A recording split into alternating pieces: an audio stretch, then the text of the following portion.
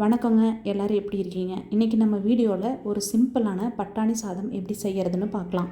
இது ஒரு one pot ரைஸுங்கிறதுனால maximum 15 நிமிஷத்தில் நீங்கள் செய்திடலாங்க. குக்கரில் கொஞ்சமாக எண்ணெயும் நெய்யும் சேர்த்துக்கோங்க. சூடானதும் ஸ்பைசஸ் எல்லாம் சேர்த்துக்கலாங்க. அதுக்கப்புறம் 4 பச்சை மிளகாயும் 2 பெரிய வெங்காயமும் நீட்டமாக கட் பண்ணிவிட்டு சேர்த்துக்கலாம். கூடவே ஒரு கொத்து கருவேப்பிலை சேர்த்துக்கோங்க. வெங்காயம் கொஞ்சம் நல்லா வதங்கினதும் 1 டேபிள் ஸ்பூன் இஞ்சி பூண்டு விழுது சேர்த்துக்கலாங்க. ஃப்ரெஷ்ஷாக தோல் உரித்து எடுத்த பட்டாணி 1 கப் சேர்த்துக்கிறேங்க. அது நல்லா வதங்கினதுக்கப்புறம் திக்கான தேங்காய் பால் 2 டம்ளரும் தண்ணி 1 டம்ளரும் சேர்த்துக்கிறேங்க. தேவையான அளவு உப்பு சேர்த்து நல்லா கொதிக்க வச்சிடலாங்க. இப்போது நம்ம வாஷ் பண்ணி ஊற வச்சுருக்கிற அரிசியை சேர்த்துடலாங்க. 1 டம்ளர் அரிசிக்கு 2 டம்ளர் தண்ணி வீதம். நான் நார்மல் ரைஸ் தாங்க எடுத்திருக்கேன். இதுவே பாசுமதி ரைஸோ சீரக சம்பா ரைஸ்னும் 1.5 டம்ளர் தண்ணி சேர்த்துக்கோங்க. ஒரு டைம் நல்லா கலந்துட்டு கொதி வந்ததும் குக்கரில் மூடி போட்டு ஒரு 3லேருந்து 4 விசில் வச்சு எடுத்துக்கலாங்க. விசில் ஆறுனதுக்கப்புறம் எடுத்து சாப்பிட்டு பாருங்கள். சூப்பர் டேஸ்ட்டாக இருக்கும்.